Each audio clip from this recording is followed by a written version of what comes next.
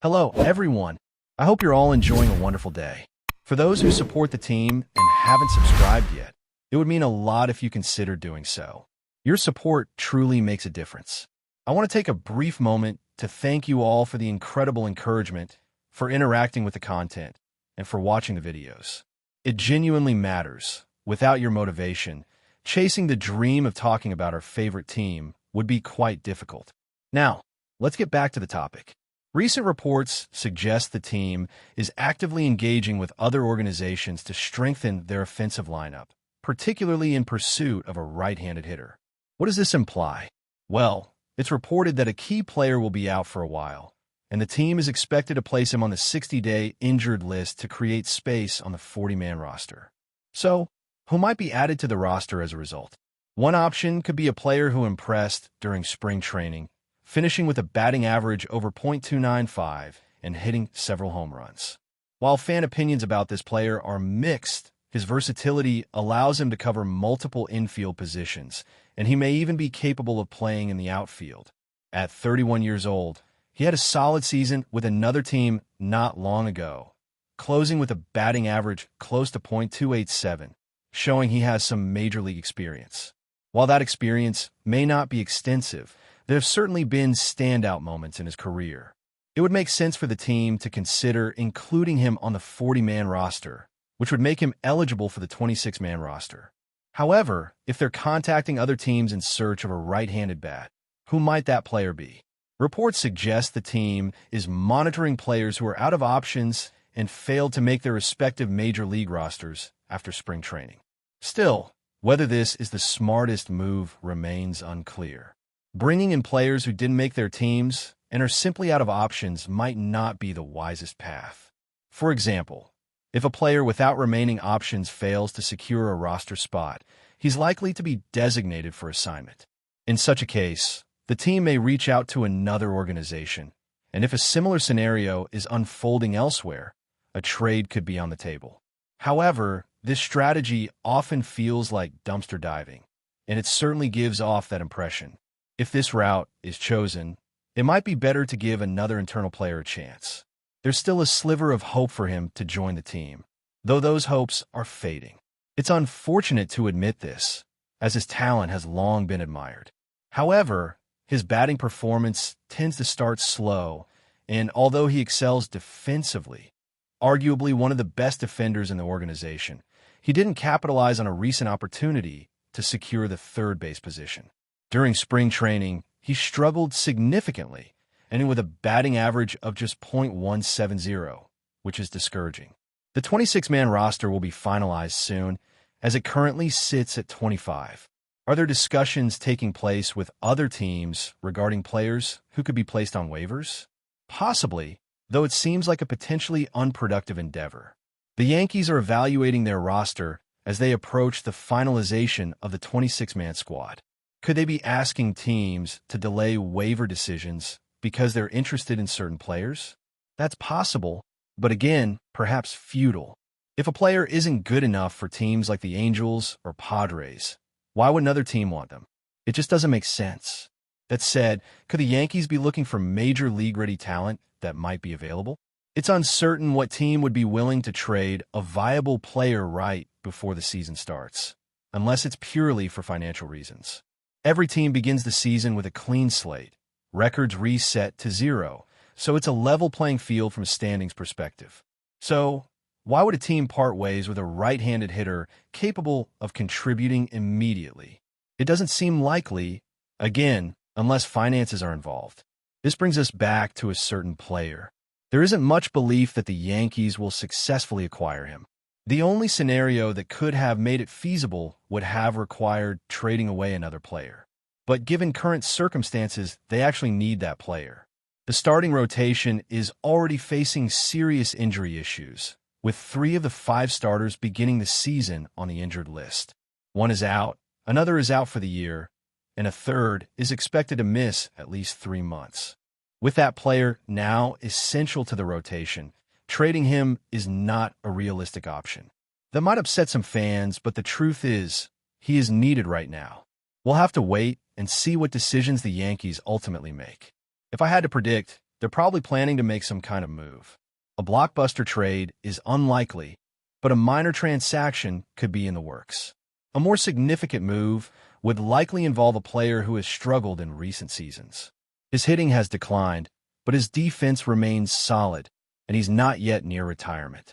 There does seem to be some activity behind the scenes, though it's probably just a small adjustment rather than a drastic move. A major acquisition might involve someone who's been struggling at the plate but still plays good defense. At 33 or 34 years old, there's a chance his hitting rebounds, but the only way to acquire him would be if his team agrees to pay part of his salary, something they've been unwilling to do. Another option would be to trade a current player for him, but for the Yankees, that isn't feasible because they still need that player. Honestly, I think it might not even be necessary to make any changes.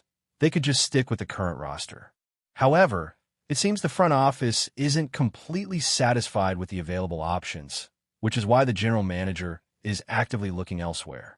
Relying on someone like Pablo Reyes doesn't seem to be their preferred plan, even though he had a decent spring and performed well with another team a few years ago. The team likely wants more reliability, especially since he hasn't fully capitalized on the opportunities given to him. This situation has led the general manager to contact other teams, asking about players who might be available for trade or who haven't performed well enough to stick on their own rosters. At this stage, options are becoming limited, and it might be more beneficial just to hold on to the current players. If someone posts a .350 average during spring training, they're unlikely to be discarded unless they're being sent to the minors. Pablo Reyes posted an average near .300 this spring, which should be enough to earn a spot on the team. While not everyone is excited about Reyes, at 31, he's not a power hitter but has performed decently. This is a crucial time for talent evaluation, and it'll be interesting to see how things unfold. I had an idea about a potential target for the team, but it's not anyone particularly flashy, and I'm not even sure how well he's been doing this spring. He hit around .290, which is understandable in the context of spring training.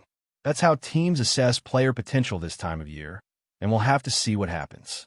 I had someone in mind, and again, he's not a flashy name. I'm not sure how he's performed recently, but it makes sense to consider him. He's a right-handed hitter, and it's important to have someone like that on the roster. He might be available, depending on whether his team is open to negotiating. He's already familiar with the organization, can play anywhere in the infield, and hit .280 this spring in just 12 games, with a slugging percentage of .707. From what I know, he's healthy, so it might be possible to bring him in if the opportunity arises. That's the only name that came to mind immediately.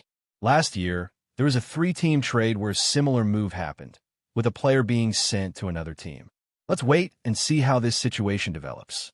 I'm watching closely, and so far, the front office is in contact with other teams to see who's available, who's willing to make a move, and whether there's real interest in completing a deal.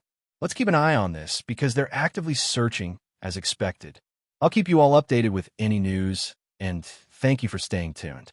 But before we continue, please remember to join our channel and give this video a like. Your support allows us to keep bringing you the latest news about the New York Yankees. Feel free to share your thoughts on the news in the comments. In a move that could send shockwaves through Major League Baseball, the New York Yankees are reportedly closing in on a monumental deal to secure Fernando Tatis Jr., the star shortstop. Known for his electrifying performances and powerful bat, is said to be signing a record-breaking $340 million contract with the Yankees. The possibility of adding El Niño to the Bronx is sparking waves of excitement among fans and analysts alike, as it marks the Yankees' ambition to dominate the MLB landscape for years to come. Tatis, who has proven himself as one of the brightest young talents in the league, has made headlines throughout his career with the San Diego Padres. From his impressive debut in 2019 to winning multiple Silver Slugger awards, his all-around skills have placed him among the elite. However, it was a shift to right field in 2023 that truly showcased his versatility, winning a Gold Glove and a Platinum Glove for his stellar defense. His offensive prowess, paired with his solid glove work, makes him one of the most well-rounded players in the game today. Despite a turbulent 2022 season marked by a suspension, Tatis bounced back in spectacular fashion, finishing the 2023 season with 25 home runs, 78 RBIs, and a defensive performance that had fans and coaches alike raving. His ability to perform under pressure, demonstrated most notably during a Game 2 postseason clash with the Los Angeles Dodgers, where he hit 2 home runs in a single game, speaks to his immense potential. Now, the Yankees are eager to harness that potential, hoping Tatis will be the missing piece to their championship puzzle. The allure of Tatis to the Yankees is not only rooted in his undeniable talent, but also in his marketability. The young Dominican has become a global icon, and bringing him to New York would undoubtedly elevate the Yankees' brand to new heights. With the Yankees' legacy of success and their storied tradition of superstar players, Tatis' arrival would signal a new era for the franchise, one filled with high expectations and immense promise. As the ink nears the contract, fans and experts are eagerly anticipating the impact Tatis will have on the Yankees. Will he lead them back to the pinnacle of MLB glory, or will the pressure of New York's bright lights prove to be too much? One thing is for certain. The baseball world is watching, and the excitement around Tatis' potential move to the Yankees is only growing. The countdown to a new chapter in Yankees history has begun. That's it for this update. If you enjoyed the video and want to keep receiving exclusive news about the New York Yankees, please subscribe to our channel and give us a like. We always appreciate your comments and opinions. See you in the next video.